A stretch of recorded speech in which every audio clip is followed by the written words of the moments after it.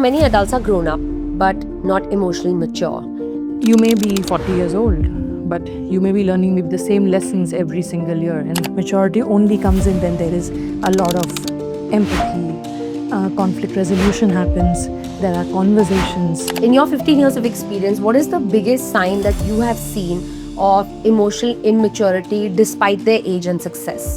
Blame shifting, the biggest one of it all. We don't tend to take responsibilities. We always try to put it on the other person. Physical education was taught in school. Mental education, emotional education was never taught. And our world is really our reflection, you know. I mean, you have come home after a 12-hour of work and your child is going to be demanding. What do you do at that time? How do you respond to that? That really matters the most. Japneet Anand is a counseling psychologist and mindfulness coach trained in mind and behavior management and founder of Awaken, a positive psychological approach to training and emotional healing. With a strong presence as a mental health advocate, she helps people heal, grow, and reconnect. In this conversation, she brings practical insight from therapy, coaching, and real-life emotional work rooted in empathy and transformation. So many adults are grown up, but not emotionally mature. In your view, what separates emotional maturity from age? Age is just a number. With each year that passes, we just keep on going with age, but that does not anywhere talk about emotional maturity. Emotional maturity is much more deeper. You may be 40 years old, but you may be learning maybe the same lessons every single year and not changing those lessons, not learning something new. Emotional maturity goes a level deeper, which is, do you respond to situations overreacting? Do you choose your ego? Do you choose your needs versus your wants and things like this? So main determinants of emotional maturity is when you start responding, when you start empathizing, when you start looking at more deeper things in life rather than being stuck onto your childhood traumas. So while somebody might be 40 and you may see that person very successful in his career, doing very well, and I've had clients like that. I see them workaholic and I hear them that, wow, he's doing so well for himself and it's so nice. But the core of it, you'll see them stuck in their childhood wounds and you don't see them matured in that aspect at all. The best way that they would respond to a conflict would be silent, would be distance, would be denial. And those are not signs of maturity. Maturity only comes in when there is a lot of empathy, conflict resolution happens, there are conversations. You can sit with a negative emotion or a negative feeling or a discomfort. These are some of the ways that you can understand. And aging, hence, is really just a number. So what you said was very interesting. You used the word respond. And what happens is when something happens to us, something is said to us, we react. Can you explain, not in a very scientific doctor format, but in a layman term, what is the difference between react and respond? I'll explain this to you with the help of an example. So think of an animal, specifically maybe a dog. And if you ever had pets, when you shout at them, they shake their body. That's because there's an emotion that gets getting stored in their system and they shake it off. Yeah. And when you shout at them, sometimes they also react back. Now that's exactly reaction. Reaction is snapping, reaction is outburst, reaction is any response which comes in the fraction of a second. Or it's also mirroring. Yes, mirroring as well, for sure, of course. Like if you are talking to me in a particular tone, I use the same tone back. But responding is when you think, when you give some thought to what is happening right now. Do I need to do this? Do I need to go to her frequency or do I remain in mine? And what is my reason behind doing what I'm doing right now? And what is the outcome I'm going to get out of it? So that's the basic difference between reaction and response. And another way of understanding this would be that imagine a child and a mother is talking and the mother wakes the child up with a very loud tone. Just imagine what the child will actually do. Probably get scared. Absolutely. Get scared, shout, get irritated. That's how you started the entire. But the mother is going through a thought that, oh, he's going to be late for school. I need to wake him up. Oh my God, it is 7 o'clock, 7:30, the bus is going to come. What's going to happen? She's going through these many thoughts and hence she's reacting out of that impulse. Now, the child who's receiving these, we call it strokes. in our language and psychology. So that child is receiving continuous strokes of do it faster, let's do it. What is happening to the child? All the reactions are coming out. An anxiety will be created. Yes, because you're being hurried, you're being said that, oh, do it faster, do it like this. So that reaction is just building up. It's like you're pumping the system with more and more energy. It's like that. So it's like when the energy is going in from your end, it's also getting received in the same manner.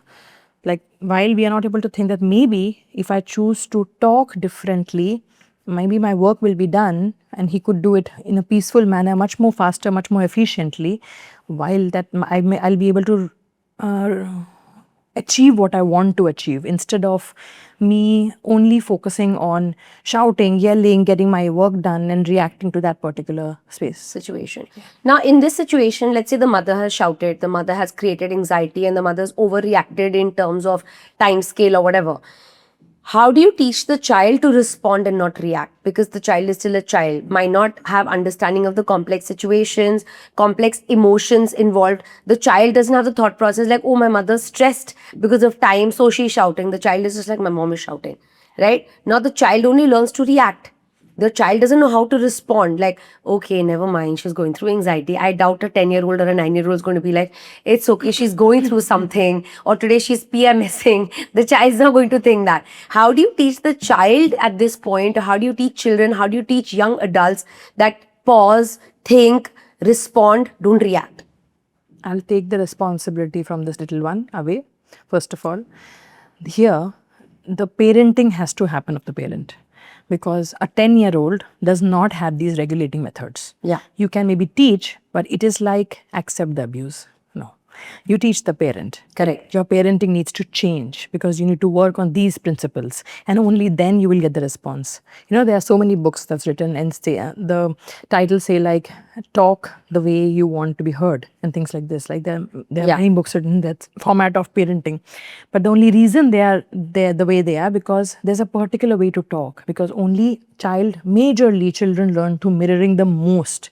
This is what they understand. It's not what you say. It's how you lead your life, how you show them by example. If my mother is responding all the time, how am I supposed to go to a psychologist and go and learn that, be calm? No, I can't be a Buddha. I'm sorry, sitting here like right now. I mean, like sitting here, you can't just be a Buddha, right? I mean, that child is going to respond to the environment. So the environment needs to be controlled first. So whenever I receive a call from a parent saying that, you know what, I want to get my child to counseling, I said, you come for a session. First, let me understand from you what you want to achieve. And I would say this, out of 10 cases, if I get 9 other cases of wrong parenting, or wrong is maybe not the right word to use, but what they are projecting their traumas and their belief systems, whatever they have learned, however they have grown. So 9 out of 10 cases is resolved when you work on the parents. It's simple. Amazing. So I think in the end, the answer is reflect on yourself, before you react.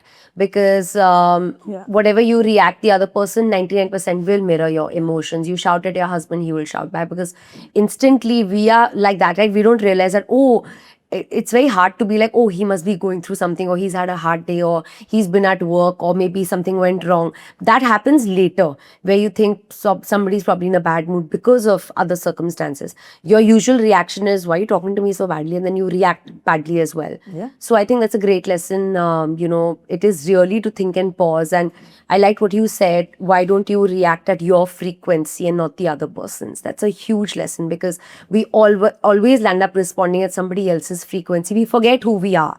And it's the same thing to be continued. We always talk about reflection. And our world is really our reflection, I mean, you have come home after a 12-hour of work and your child is going to be demanding because you have not regulated him and you are his regulation method, right? And if he's not regulated, he is going to come and pounce on you that I need this, I need that, and he needs all the validation, all the love, all the attention from you at that moment. And what do you do at that time? How do you respond to that? That really matters the most, because you shun it off. Your child, and specifically a male child, is learning to shut, and to shut. Wow. In your 15 years of experience, what is the biggest sign that you have seen of emotional immaturity despite their age and success? Blame shifting, the biggest one of it all. We don't tend to take responsibilities. We always try to put it on the other person. It's like I'm late because this happened. The marriage is not working because he is not doing his bit. I am doing my bit. Many other situations in life, this is just not happening only because the blame is being shifted to another person. It's like pointing the fingers outwards. And Accountability is an issue. no accountability at all. No taking responsibility of your own actions. What are you doing? In our therapy sessions, like working with clients since so many years, the first thing that comes in is a victim mindset. It's a very common thing that we deal with, and how to make them equipped enough to remove that victim out of themselves and look that you have a thing to contribute. And that's the biggest thing that we actually face in emotional immaturity. The most difficult cases are marriages where both of them are in blames. And I put them in two different corners where I just do individual sessions and get them to that space of understanding that how are you contributing. So mostly in marriage, premarital or marriage counseling, marriages were about to break, you do this format basically. Yeah, because I think, like you said very correctly, age has nothing to do with maturity. People may be married for 10, 12 years, but haven't learned conflict resolution, like you very correctly said. And I think blame shifting, it's always someone else's responsibility why I'm suffering. It's always someone else's behavior that's making me behave like this. I hear this very commonly when I speak to people. I only spoke rudely because he's rude, or I only react like this because my wife comes home and reacts like that. I speak loudly in a voice because I can't help it. I've spoken like that since I was a kid. So there is no accountability to you are contributing to the conflict. No, I'm not. The person who's contributing to the conflict is the other person. I am the bichara. I'm just responding. Yeah. And I'll give you an example of people who have alcoholism. It's a very common thing because age regression is real for them because they are stuck onto some age in their life, and that is where they start beginning to use alcohol as a relief for their system. That okay, I'm stressed today, alcohol is the answer. I'm feeling this today, distracting myself, denying the issue, maybe a silent treatment. These are common traits that people with alcoholism will suffer, and in their relationship they will project it all. And when you bring the accountability factor to them, it's like, what did I do? I didn't even talk, I didn't even say anything, I didn't even react to anything like that, so it's just how you keep shifting your responsibility to something else outside of you and taking maybe sometimes help of an addiction. Alcoholism is one, not that that's the only thing. We also have behavioral addictions. We would use sometimes things like being very OCD about things, and that is also a method that is also an issue that impacts relationships, where you perfect everything else in your life but you're not perfecting your communication skills. You're not working on that domain which needs to be worked on, where you need to release. And often you will see men being stuck onto this space because men externalize their pain, and they've been culturally taught to externalize pain because मर्द को दर्द नहीं होता, men can't show emotions. It's such a common thing in our culture, and hence they learn to do what? They shut themselves, they outburst, they distract, get addictions. I mean, you will hear major men being addicted to a substance as alcohol or drug whatsoever. Comparatively, though it's not a given, but comparatively to women, the section is larger for men to fall prey to something like this. Do you think emotional maturity can be taught, or do you think it's something we learn along the way when life gets difficult? It is both. I'll explain that with an example that I have. Somebody as young as 30, as a client of mine, male, went through a heart attack. And while he had all the issues and everything, and we were talking about how he can address his health issues, but during the process of therapy, of course, he went through the heart attack and everything, and he came back to therapy after a couple of months when he was better. And he was advised that he needs to do this for his physical body, which is like take care, like go for walks and follow this diet and everything. So, And not take stress. Probably that was one of the reasons he was sent to therapy. yeah. Now, he forcibly did this, right? Because he has to do it now. But while there are 30-year-old, 25-year-old, whatever age may be, but there are people who regularly take care of their health from a very younger age with respect to stress, lifestyle, food, everything, right? That's the same thing with emotional maturity. Life is going to punch you. And with those punches, you're going to learn for sure. But how about doing self-reflection? Like, I mean, I have one of the times I had a client who came to me after repeating Vipassana for 3 times, and I was so happy to see him because he was in such a sorted space, and he yet wanted to work on this one aspect of his personality, which was that he said, I have worked on a lot of things, but my victim tendencies just doesn't go away. How can you help me with that? And I was so happy because I saw him coming from a place of wanting to get better. And this is not the only person. Of course, I've had many people who really want to just work on one specific problem rather than coming that my whole life is a mess and please solve it for me. While there are very progressive people. So hence, emotional maturity can also be like, you can use processes like therapy, processes like self-reflections, doing a lot of courses which are so freely available about value of life, little things, so many things they're existing, right? So while life will of course teach you, pain teaches the best lessons, 100% sure, but you don't have to wait for a moment to teach you because your comeback games become better if you're more emotionally matured. Correct. But there are some people which I've seen, or you meet in a cafe, in a restaurant, at an airport, you're on a train, and you'll end up speaking to somebody next to you, and they may be 60, 70, and you'll still see they're so bitter. And they still have this, my God, my life was unfair. Things didn't work out. My son, he left me behind. My daughter lives in US. She doesn't even speak to me. My husband left me when I was 40. I have struggled for 30 years. They still have that bichara mindset at 60, 70. You feel like you spent your entire life. You probably have lived by yourself and you've probably made it in terms of success monetarily or whatever. But emotionally, you haven't succeeded. Mentally, you haven't succeeded. At 65, they're still like, I don't know what my purpose is. I don't know what I'm here for. I have tried, different religions. I'm still not sure what is my calling. And I'm not saying that you have to have it all figured out at 30 and when everybody must. But I just feel like if we start younger, in terms of sorting ourselves out, like you said, probably at 60 we won't be sitting bitter. We may still not figure out financial success, emotional success, relationship success. We may not have it all. But as long as we're not sitting in that, nothing worked out for me. I'm so miserable. I'm so unhappy the way my life panned out. I think I still meet a lot of people at different stages and they're still very, very bitter. I would really use the word bitter. Why do you think that is? Physical education was taught in school. Mental education, emotional education was never taught. We were never taught this growing up because our environment was never focusing on these aspects of emotional regulations. It was never focusing on responding to things. It was never focusing on look within. Always look outside. No, gratification is from shopping. Gratification is not with sipping a cup of coffee, making it by your own hands and just sitting. Just enjoying the nature. Gratification never came from that. You were always taught to look out. So that look out always made you look out only then. And then the expectations, another aspect is expectations. Correct. The examples that you gave, because of that I'm saying this, that these are all expectations from the world. But if you shift those expectations to within, everything, I would say that if you just shift it within, your old age is going to be the best year of your life for sure. Because over the years, you've worked on yourself continuously to be in a state of mind. And you've always taken that responsibility of your situations. Life situation happens to everybody. Some intensified more, some less.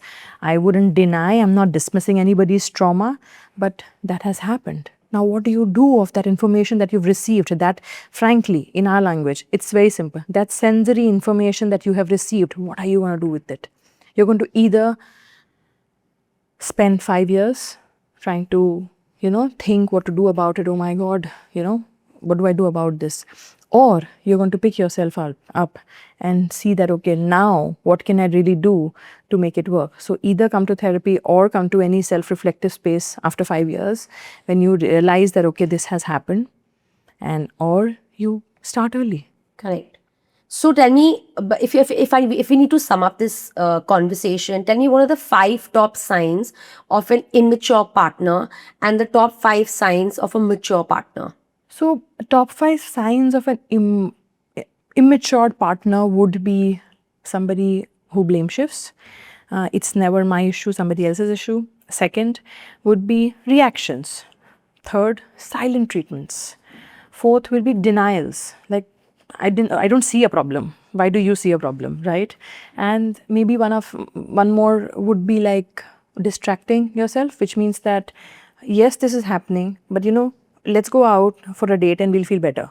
So let the conflict be wherever it is, which is no resolution, but let's do this. Let's move away from the problem and do something. Distracting yourself. And tell me 5 signs of emotional maturity in a partner. And by partner, I don't mean only romantically. Could be a business partner, could be a friendship, could be a romantic partner, either. So 5 signs that you can look out for emotional maturity would be: one is response over reaction. Secondly, sparks of empathy that you see in a person, that the person, how that empathizes with situations like that. Third, that you will see that a person is very emotionally mature when he takes the responsibility of his own actions, takes care of that particular space. Fourth, conflict resolution. What skill that human being has to resolve conflicts in his life. And fifth, while that is the most important find, how comfortable that person is sitting with his own emotions, which means that regulating himself, how good or how comfortable he is there. So, in your clinical experience, what do you notice as the biggest psychological difference between thought processes of men and women? One distinguishing thing would be that culturally also, women are taught to internalize pain and men are taught to externalize it, which means that women would majorly get into guilt tripping, self-criticism, while men would be more into outburst or silent treatments, or they would maybe distract themselves to addictions. This is a very important thing that I have noticed across, that we are taught to do this, because as an example, men and women are run on testosterone and estrogen. And the same testosterone in one culture can lead to making an amazing athlete, and the same testosterone can lead to aggression issues in another culture. So this is one of the most important things to understand, that if there is like this difference is existing, now how do you move out of it? So let's say a situation happens to a man and a woman, a same situation. Let's say a parent passes away or a huge business loss happens. How do you think they both tackle it differently, and why? See, the first one that you said talks about grief. The second one that you said talks about loss. And men and women both process it very differently. Exactly. I'm again and again saying this, that I'm not generalizing it, but there's majority of the men and women who have a way of responding. A man would always respond to grief later. In the start, you will see, oh, he's not bothered, he's building another business out of it, or oh, his father's demise happened and he's tackled it so well. He was present with all the rituals. He was so good. He's taken care of, and everybody is doing wow, wow. But are we focusing on his emotions? No. In the same way, he also does not focus on his emotions. What he does is that he delays it, and then it strikes after 5 years sometimes. And I'm using a number because that's what I've seen so many times, right? And I'll give you an example of a client of mine who came to me when he was 35. He had lost his father when he was 30. And when he came for therapy, he came for some different reasons, which was the break of his marriage. And in one of the therapy sessions, it came out about the grief of his father and how this loss actually triggered that. So that's how trauma can trigger another trauma. And he had not processed that at all because it was his first year of marriage that time. So he just couldn't understand. He thought maybe my father was not well and he had to go. And I processed it very nicely. But he did not. He actually did not. And I'm sure he inflicted all that pain into his marriage and onto his partner. That's because that's natural. Yeah, because, those are patterns. Yeah, those are patterns. If we don't know how to deal, we project it on the other person or the situation currently we are facing. Yeah, and while women would do the opposite. They are going to search for somebody to lean on, a friend, somebody to talk to cry to. We are just allowed, is the word I would say. We are just allowed to express, and that's how we learn that it is important. I will cry it out, I'll talk it out, I'll lean in for support. whether therapy, whether a friend, whether anything. Yeah, parent, sister, it helps us process our emotions. Yes. So you will see that maybe initially she's not doing well after a grief or a loss, but she's definitely coming out of it faster. So while there's no difference. Both of them are feeling the pain, but they are just coming out of it in different clocks. Yeah, the feeling of it is very different. And that results differently. Different clocks, that's all. So maybe a woman will come out of a grief in 6 months to a year. Maybe that same thing a man will take maybe a couple of years for the same. That's crazy. One would never think, right? Because everybody keeps saying man and woman are equal, but then we are different in so many ways. Our DNA is different. Yeah. Like you said, the difference is in the testosterone and the estrogen itself. Yes. The makeup of our DNA. So I think, we discussed grief and loss. I think even heartbreak is a loss, right? Even that requires some sort of grieving period. I think even heartbreak is processed differently by men and by women. Can you explain that a little bit? It's the same. It's exactly the same. They are, again, I'll go to the same example that men and women, men will be, in a case of a heartbreak, you might see a man going for rebound relationships. You will see maybe him going out more, breakup parties. You will notice all of these things, while you will see the women being vulnerable to another level. Right? The only reason is because both of them, one is delaying it, one is processing it at that very moment. Because women feel the emotional connection faster than men, because men attach to things more easily. So it's like maybe a thing can make me feel better. Maybe having alcohol for a couple of days after my breakup feel me better. Parties will make me feel nice. Being with my friends will make me feel nice. Even going into another dating site is going to make me feel better. Maybe if I meet somebody, I'm not interested in going ahead in a relationship, but I'll meet people. I'll just do shopping and come back. But that validation is going to just help me feel better, while the women is going to be sulking, crying. And that is when we say, oh my gosh, she's such a poor thing. It's not a poor thing. Just two different timelines for both these two people. But saying that, now that you've said that, I feel like when divorce happens, men remarry faster than women. So if women are processing faster, why is it that men jump to another well so fast? Because they are not processing it at all, right? So the processing takes time.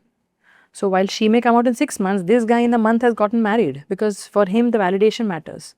Let me quickly get into something which will help me be seen, help me validate myself.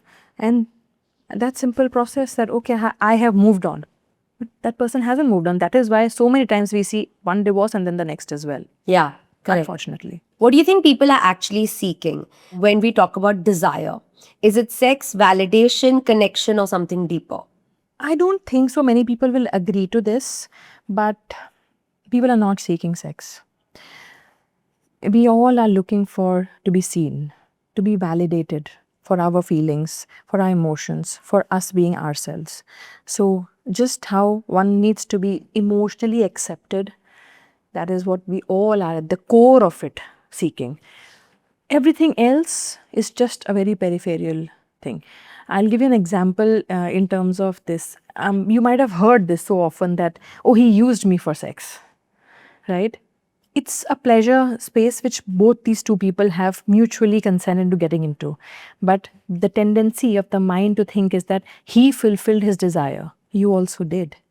Because you wanted an emotional space, a connection which you got, while that person got a validation or a scene point. And that helped the two of you. So a desire at the core of it is only to be seen. Desire, I think as a word is mostly connected to sexual pleasure. So if they say I desire this, desire is known, I don't know why, is more of a sensual or a sexual word. Can you explain the psychology of desire and what does it really mean to a psychologist? Desire is an energy. And we associate desire with lust and things like this, but it is only a place where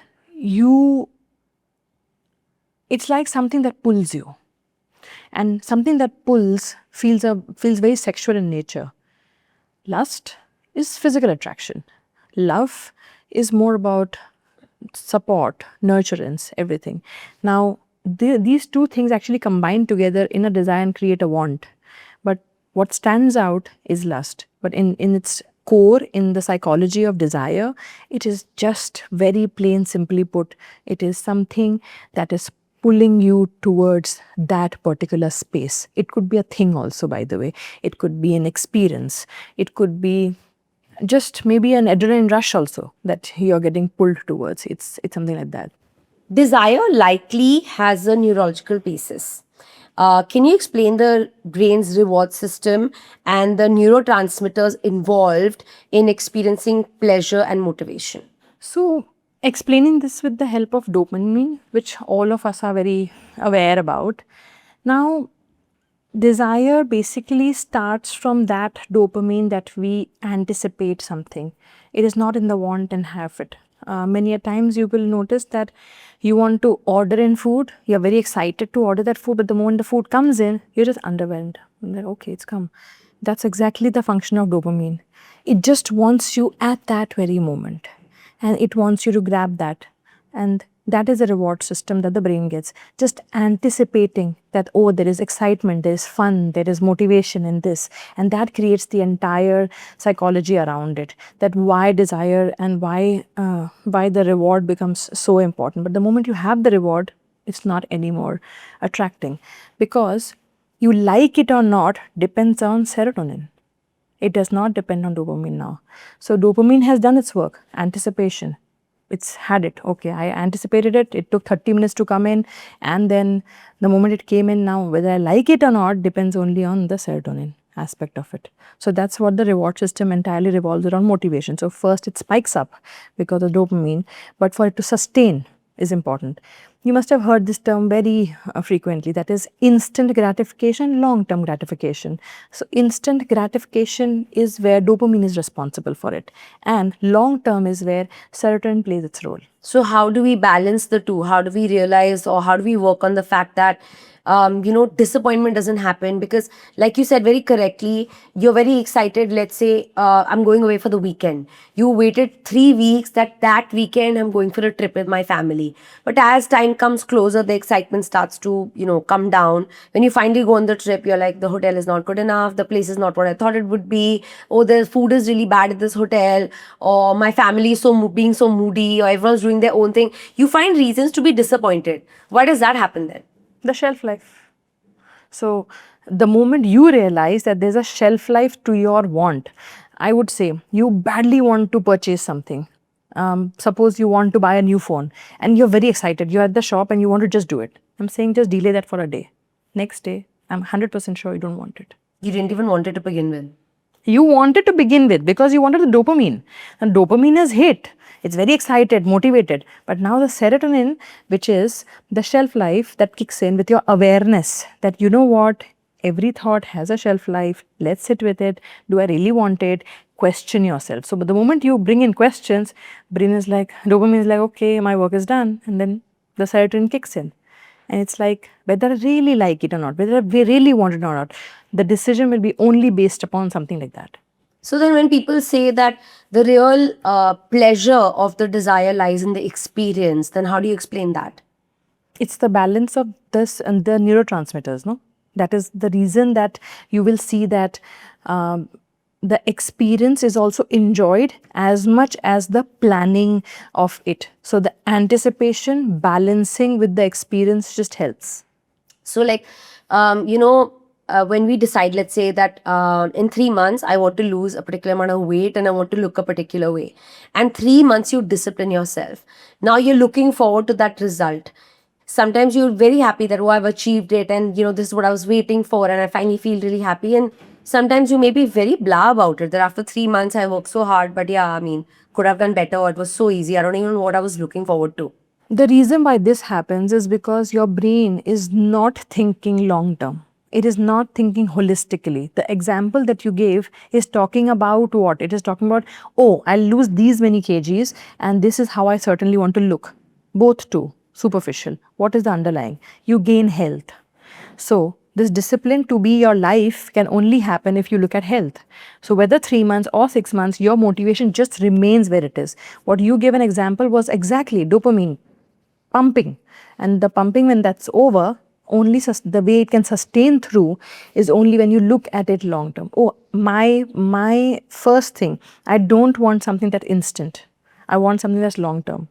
The example could be that I want a fling or I want a lifelong companionship. The choice will only come in when how your brain thinks, right? And traumas, by the way, can make you think a particular way.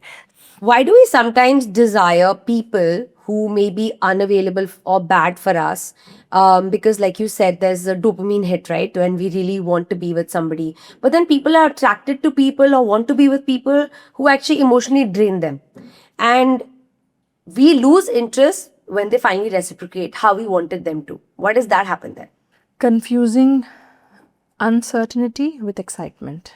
So what we are looking at looks very exciting. That's actually your way of looking at uncertainty. Something that's uncertain because you were born and brought up in situations where in stable relationships, volatile emotions were a part of your upbringing. And hence for you, excitement and uncertainty was confusing in nature. That is why the bad boy actually becomes the amazing boy that you end up with.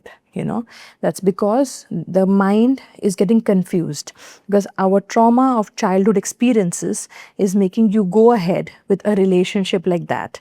To further on explain this, that parents, when they are bringing up children and there's a hot and cold treatment, that is the biggest issue that the kids will experience in their life, where they don't know which one should they opt for. Hence, the choices become unhealthy in nature.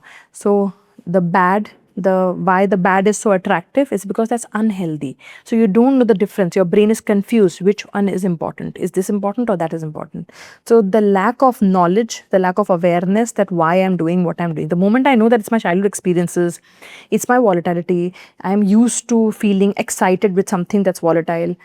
As an example, life is stable, everything feels fine. I have so many of my clients having this particular issue, and particularly if I talk about one person, she has been under therapy for the last 3 years. She is now around 32 and she's achieved majority of her goals and everything, yet the brain always says, ab kya problem hai, now what is the problem, now what next?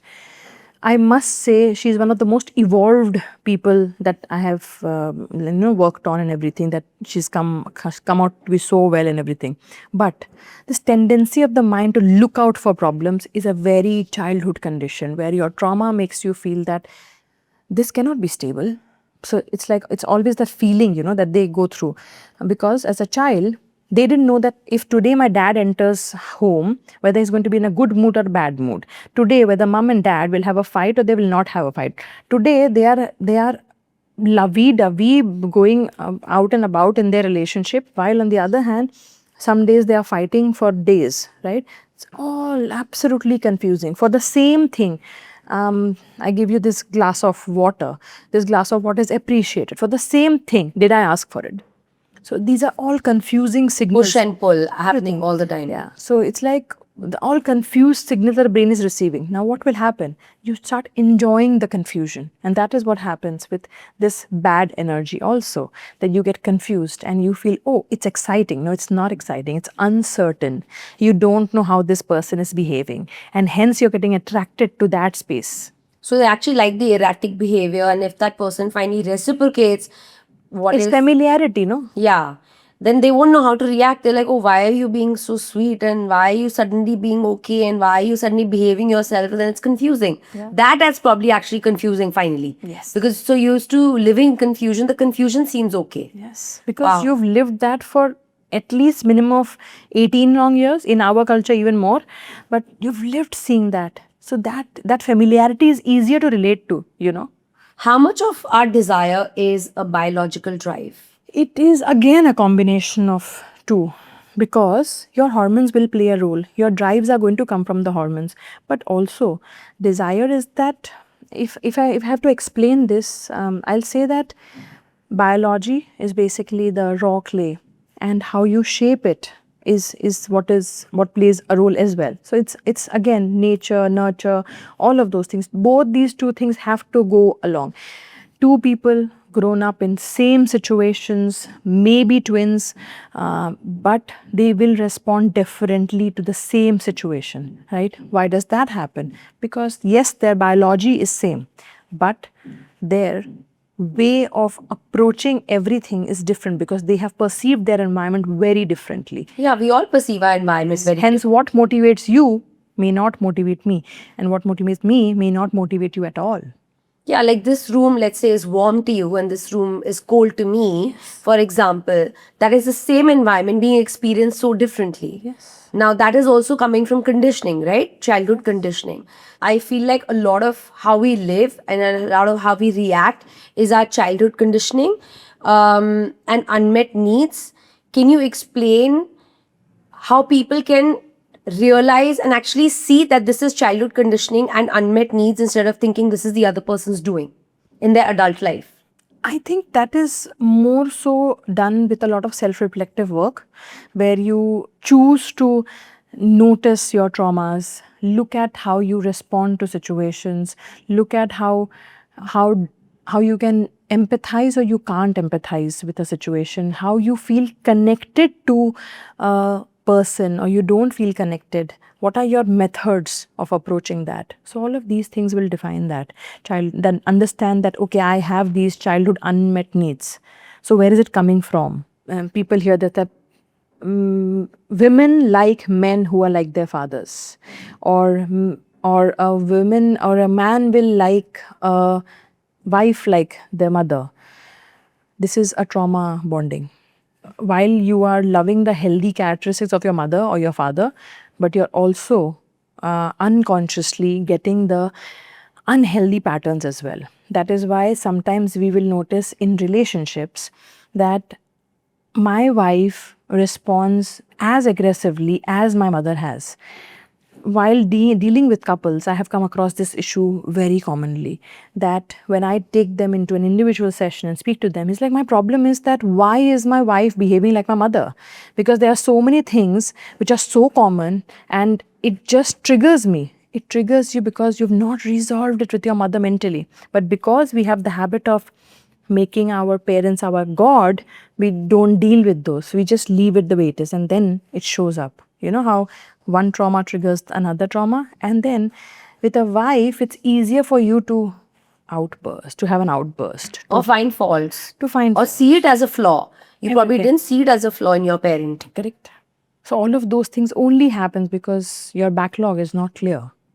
But I'm sure everyone has childhood, I don't know, conditioning, childhood traumas, Yes. unmet needs. Yes. And I don't think anyone's free of it. Nobody has perfect parents or has had perfect parents. Correct. And we live with it, unrealizingly or realizingly. I think it will take a lot of work. But only thing that will make a difference is your self-awareness.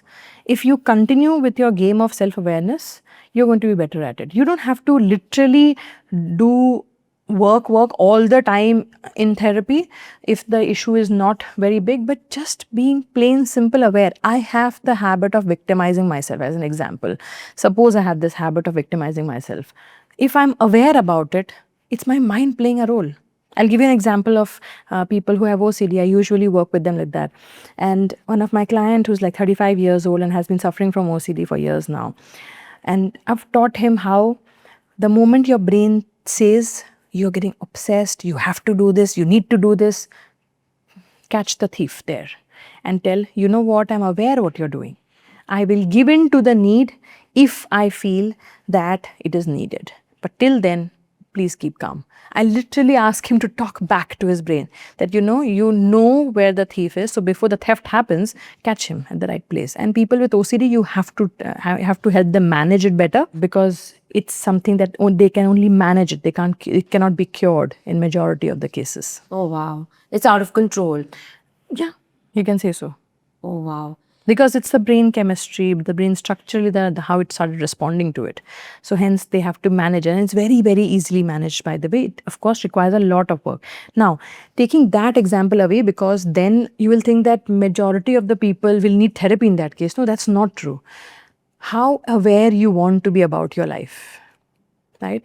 When you're working out, you're noticing the muscle that you're using while working out, right? If you don't put a lot of attention to it, that muscle will grow in its own time. But the moment you do a mindful workout, your workouts are going to be very, very different. It's the same thing with the brain, right? If you're aware, you're using it like a muscle all the time. It's like a skill. It's like you're again and again saying, I need to be self-aware. I need to do something. Okay, let me sit with my journal, write some thoughts down. Let me see what these thoughts are telling me. So your platter is always in front of you.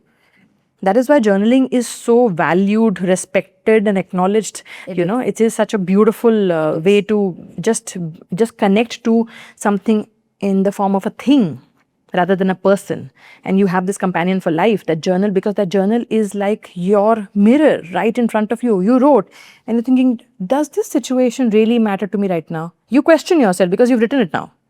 And that happens only because you're creating that space of awareness. So yes, everybody has childhood traumas. Yes, that's true. But how we look at it, how we deal with it will make the major difference. Do I know that I have victim tendencies? I'm sitting with it all my life long, or I'm making a difference? Amazing. That's so beautiful, because I think, like you said, in the end, it is work for self. You cannot change anybody. You cannot change the world. You cannot even change situations that are going to come your way. The only thing I think you can change is the way you're going to react, the way you're going to respond, and the way that you're going to view it. And I think that is the change you need to do in the conditioning that you've had. So we spoke about desire. And we spoke about how desire has so many verticals, and even though it's perceived in one particular way, but it has many dimensions to it. Why do long-term relationships always struggle, or often struggle, with sustaining desire, even though the love might be still there? Because desire is seeks newness, novelty, seeks something that is exciting.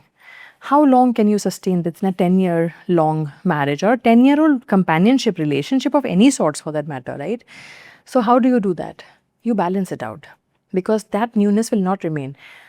I, in my therapy sessions, have this a smile on people's face whenever I tell them this one thing to start with. So whenever a couple comes to me, the first thing I ask them, start date nights.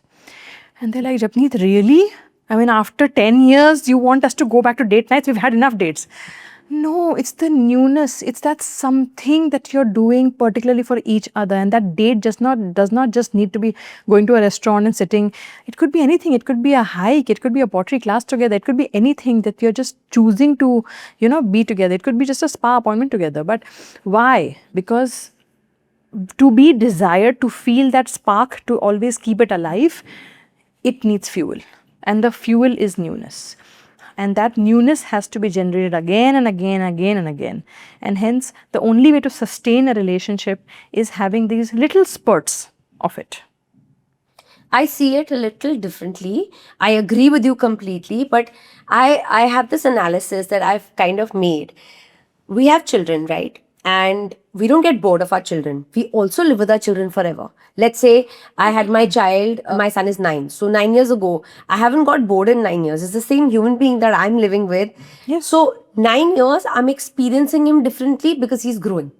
He's going to be different from today to tomorrow. Next day, he'll be 10. He'll again think very differently, behave very differently, react differently. When he's 18, then he's 28, he'll be married. Once he has kids, he'll be a father. So that relationship kind of keeps evolving. Yeah. I feel the desire starts to lack when nobody's even growing.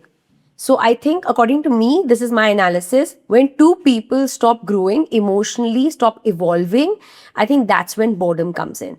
I think it's very important for us as people to keep evolving. And that is an individual process. So I can't be like, you know what, I'm evolving and my husband isn't, hence I'm bored.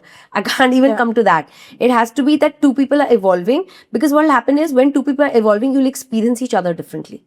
And happen organically. You won't have to necessarily do a pottery class or necessarily do a drive and necessarily do anything. You could probably still be doing the same thing, having your routines, your daily lives, your work lives, everything is different.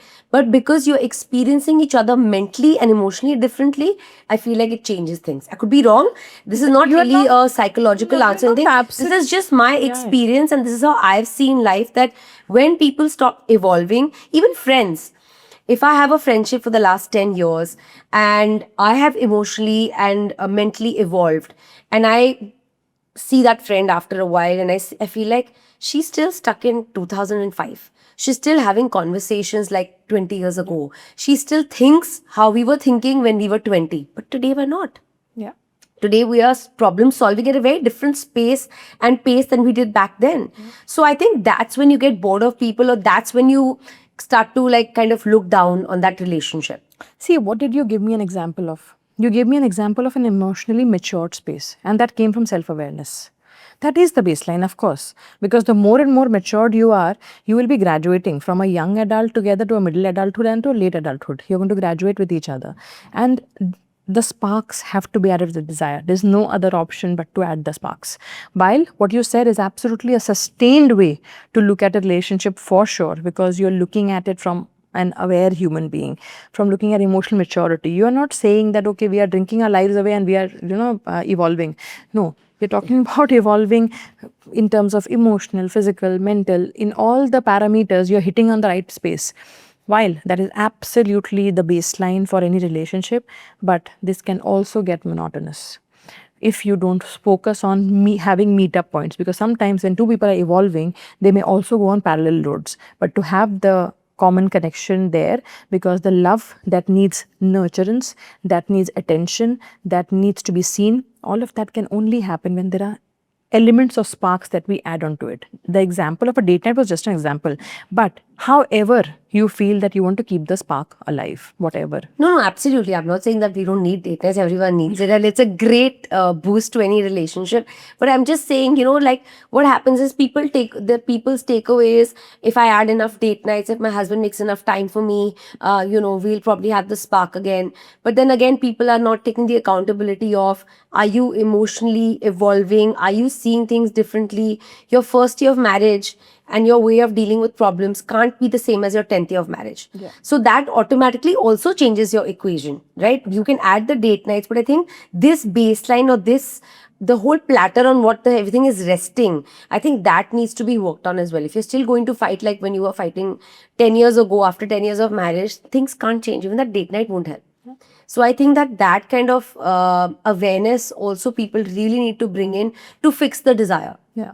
The person becomes more and more desirable when you are emotionally evolving, and so are they. So it's like, yeah, like you said, it's constant work, and it's both parties also need to be working equally Because on it. desire has to also have this balance of a sustained look at it. Yeah. Just desire will not help. won't work. Just sustainability, monotony will not help. You need the spark. Both the sparks are needed to help the relationship, be where you want to be. Correct. Is desire more about novelty and mystery, or is it about emotional safety? I think it's again both, but novelty is basically, maybe you can call it the baseline, the newness, the spark, finding it attractive, all of those things. While emotional maturity adds a touch to it. It goes back to the previous thing that we were discussing, where you mentioned about how, if people are evolving, they're just going well.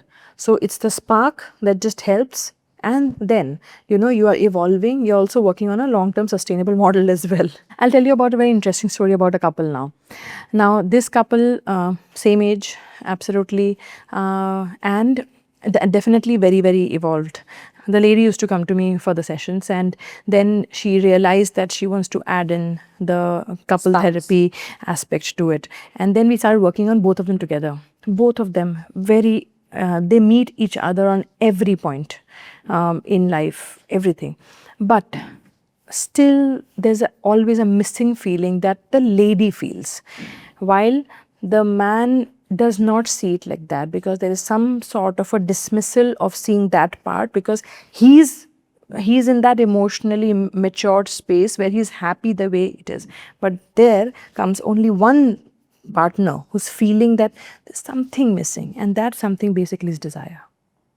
And sometimes, why did I give this example? Because sometimes it is not both the people feeling like that, because as I said, people experience different thing at different spaces, right? So for the man, it was not alarming. It was not something that he was missing in his life, but she was. And then the distance starts coming in. because one person is actually feeling disconnected to her, to what is happening. Everything looks so hunky-dory, beautiful, perfect. They want exactly the same things in life. All the plans are point on, everything fine. But what is this missing? Just life doesn't feel complete here. And that completeness is of desire. That's because people are driven by different desires, no, in life. Yeah. So here the problem is hers or his, because she feels something is missing. She has desires that are unmet. He sees it as a complete picture and a complete relationship. So he probably has to lean in for whatever she needs. I understand that. But actually, it's not a problem that he's created or has. Absolutely not, but it's a relationship, which is another entity where both the two people take equal responsibility. So even if my partner is feeling what my partner is feeling, I have to meet him there, right? And if he's not feeling, then also have to meet him there. In short, because how you view an individual person, you will view a relationship in the same way. Correct. Which means these half and half come together, create an entity. Now in that entity, if there is something that's missing, both these two people have to address it. It's not about she alone taking responsibility of it. For him, that that desire, that spark does not matter as much, because maybe he's driven by maybe position, power, and that gives him the desire that he wants in life. He's doing that ways. And for her, maybe it's the connect, the emotional connect, how she is being responded to, and all of those things for her. So it's like two different people, because desires are different for different people, no? So what was your solution to them? Solution is working on the spark, for sure, because as I said, he had to lean in. So explain to us, how does power play into desire? Power has an important role to play, because power creates the polarities. And the polarity always does not need to be one being more stronger than the other, like submissive and dominating, not this, but just the polarity aspect of it. As you may think that it's like magnet. And so two same forces, they will not stick to each other, only opposites. Correct. So you must have heard this so often, right? Opposites attract. No? That's because of the polarity. That's where the power plays the major role. So you will see, and there's so much newness, because something that I have and something that you don't, I'd be only interested in your life if there is that newness, that difference, something different, something that creates a spark, all of these things. That's how power plays a role. You know, I've seen a lot of women, for example, get attracted or want to be with very powerful men. But once they're in that relationship, they feel suffocated, dominated. The way we look at situations is that we feel that power means a position, but that is not true. Power just simply means that there's a different dynamics of two people operating at different spaces, frequencies. As an understanding of this a little more deeply would be a woman getting married to a man because of his position in life, okay? And moment the marriage and everything happens and all the initial spark is over, then comes the reality. And the reality that sets in is, I'm not happy in this marriage. She'll feel dominated and suffocated. I don't feel connected, because with that kind of power, which that person got attracted to momentarily, also comes then these feelings of feeling dominated, feeling, my individuality doesn't play a role. So, when I give the example of the magnet, both these two magnets don't lose their own characters. They maintain those characteristics, and yet they choose to have a common point of connection. So, two people, different, is just the point where the power plays the role. That yes, these are two different people at some space, in some space or form, they have these equation where you are more interested in their perspective of life, maybe one is more emotional, the other is more analytical, and just that combination is just where the beauty of the relationship starts to play. Yeah, I think people understand power as in one is financially stronger than the other, one is more vocal than the other, somebody is more career oriented than the other, and they start to see that relationship as a power play. But like you said very correctly, power is two powers, negative or positive, but two powers. And me being able to handle my emotions in a particular way is my power, but somebody's or my partner's way of handling their emotions in a particular way can also be very powerful in their own way, as long as they're able to meet me somewhere where there's a balance. Yeah. I think that is usually missing, because our understanding from our younger days, we are like, power play means high and low, good and bad, dominating and submissive. But actually, it doesn't really mean that. Power coming together can be very powerful itself if it's done in the right combination, like you said. So I think we even misunderstand power play. I feel like a common man sees power play, like I explained, as high and low. Can you explain to us how we should actually view power play, how we can bring in balance and maybe correct our understanding of power play in relationships? Because people think power play is a bad thing, but maybe we do need different powers. We do need the negative and the positive. We do need the yin and the yang for something to work, like you explained. Can you tell us how we should view it correctly to understand that it's not negative but it's positive? So when I was telling you about the polarities, now the polarities, and when we talk about power, it does not mean that one person has to be very powerful and the other person has to be submissive, only then the relationship works out. No, these are about two people meeting each other at different frequencies. One could be curious, the other could be a lot more explorative. So these are just two different aspects, while it still creates a lot of spark in our everyday, in our everyday lives, we come across so many different situations in which the husband takes one stand, the wife takes another stand in a relationship. We keep seeing this all the time. I would also want to tell you a very interesting story. And maybe, many people relate to this also. But now, how did I work on polarities on a particular dynamic, on a particular client dynamics?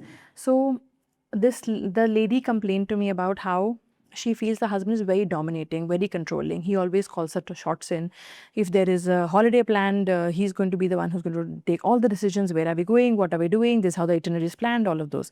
Now, holiday is just an example, but in every sphere of the life, wherever decision making is involved, wherever stepping in is involved. And she had this complaint. While when I looked at the lens of the guy, the man in the relationship, he was like, I don't see an initiative from that space. So their dynamic so far in the relationship was where she was somebody who was more like a follower and he was one of the person who would be more like a leader. So that dynamics continued in every sphere of their life, and to the point where the ladies are feeling exhausted, that I don't want to maybe do this on a holiday and I'm compelled to do this because that's what he has planned and we go as per what he has planned. She probably at this point feels like she doesn't have a say. Correct. She doesn't have a place. So now, what was lacking here? The polarity was actually lacking here, where there was only tilt towards one side. The man was absolutely showing the dominating characteristics and the women was completely showing the submissive one. Polarity is actually not that. Polarity is when you bring in role reversals, which means today I can be the decision maker and well tomorrow you can be, and that's how you feel equal in a relationship, that there's a participation, there is an excitement. So hence when we talk about desire, when we talk about polarities here, we talk that the desire is fueling both of them differently. Well, I might be okay that in this relationship also, the lady was okay that, okay, you take the decision maybe of, financials, but she wasn't okay with the holiday decisions. So hence, they would now, the first advice that went for them, let's create this dynamics where what decisions do you feel would you want to take? And of course, it's difficult in the start because they are used to a certain way being in a relationship for like the last 7-8 years now. So because they are getting used to how they are going to be together and everything. But eventually, when this element came in, it started changing a lot of dynamics and spark happened. Yeah, it's like divider departments, maybe, so that uniformity comes in. Both people feel like they're playing equal parts of being leaders in different aspects of the relationship. Yes, because there is an individual difference. And if opinions are anywhere suppressed, they're only going to lead to issues. Correct. Two people absolutely opinionated can create a lot of beautiful spark in the relationship, but that is only possible when you know that yes, there is a factor that is playing between us and that keeps us alive, not that taking it on the ego drive, Yeah. where, oh my God, you are doing this and I'm not doing that. No, that's an ego play. That's not a relationship. A relationship doesn't thrive on ego. Correct. It thrives on desire. It thrives on with the connection that you look out for, the maturity with which you'll view the villains. Okay, let's make a change. Maybe I'll control myself in planning for the vacation in this scenario, and I'll let you maybe plan for the finances if that is what you need. Amazing. Desires sometimes lead to problematic outcomes. Desire can lead somebody's desire to have a drink to being an alcoholic eventually. Somebody's desire to buy 2 bags or some new clothes for, I don't know, school, some new clothes for a show, some new clothes for a trip can ultimately lead to addiction of shopping or shopaholic or whatever. Do you think there are psychological factors involved that turn desire into problematic outcomes? The unhealthy way of looking at desire does create these patterns, which means that there is no balance. There's no problem in doing a retail therapy, but if the retail therapy completely crosses a particular boundary, then that retail therapy becomes unhealthy. You need to shop every single day. You become a shopaholic. Now, look at the dating scenarios in today's world, right? We are actually shopping partners, right? And that is really not a real connection. Talking about a very young client of mine, she came to me when she was 26 years old. And for 6 months of therapy, she was like, I'm really happy having hookups very frequently. I don't want one partner. I'm not chasing that at all. We were working on the father wound, of course, and that was one of the baseline reasons why all of these outcomes were coming in. And then one fine day, a breakdown happens after a hookup that she went through. And she came back and she snatched her entire body with scratches, saying how she feels that she's so done with this entire process. While imagine 6 months she kept telling me this story, which means she kept telling her this story, that it's okay, I enjoy this, I don't want a stable partner because I don't want somebody to turn like my father, so I'm very much okay with just having flings for my emotional or my physical needs. But that was one of the breaking points for her, wherein she just broke down so badly, where she didn't feel that she liked the body or anything like that, because that constant need for validation was over, because she got enough validation over the last 6 months by meeting so many people. Correct. And that is where her desire became destructive for her. So there's no problem in retail therapy. There is no problem in shopping at even the dating sites. But if it does not have an intent, the desire does not have a baseline intent, it's always going to lead to a negative outcome, because the negative is always attractive. One drink after the other is definitely attractive, but you know what that one drink is also doing to your body every single day, or even for that matter, even if you're an occasional drinker also, that one drink does enough damage to the body. It's just like that. Yeah, I think it also becomes a crutch. That desire or maybe that dopamine hit, like you said earlier, becomes a crutch. So when I actually know of somebody who every time she would get upset, she would actually go shopping. And maybe initially it was a desire, and I'll feel better, I'll probably look good tonight, and I'll change my clothes or whatever. And I think ultimately she started relying on it so much that it became her pattern, and it became this deniability of, no, I'm not doing it because I'm upset, I actually need it. So I think that dopamine became a way to calm the desire, plus I think deal with the problem. So that became her therapy. Yeah. So I think, yeah, you're right. That looked like therapy for her, but that actually was destructive in nature. There are so many forms that desire takes, which we don't realize it. Just because it is not alcoholism, it is not drug addiction, it is not an eating disorder, but there are behavioral disorders that people get into, right? Like what you explained about the shopping bit of it. Of course, it's a behavioral addiction that you get into. I need to go out of the house every single day. I don't feel happy at home, or I can't sit at home for longer hours, whatever it is. These are just needs which are getting unhealthier more and more. While we may see, oh, okay, it's just one drive, but why every day that same thing that you chase? That chase is why the chase becomes so important. In today's swipe culture, attention is abundant, and desire has become more about ego validation than true intimacy. Can you explain this? We are getting confused in our today's dating culture, we are getting confused that a swipe is actually just a validation that you are receiving. This is not a real connection. And that swipe is happening a lot of times. So which means that it's, one of the Instagram influencers, one of that used to be one of my client, and she used to tell me that how her screen time is like above 14 hours, and she's like, I'm very Per day. yes, and she's like, I'm just doing this. I mean, I'm sleeping. If I'm putting a notification, I'm just literally getting out of my sleep just to see that like. It's exactly in the dating culture, same thing that's happening. How many people have liked my profile today, or how many people have I got like an invite from, or whatever it is, right? What is it? It's like a validation that, oh, but that is just the initial attraction, because whatever they see on the surface level is what people are swiping right on. And you are feeling that, oh, I'm desirable.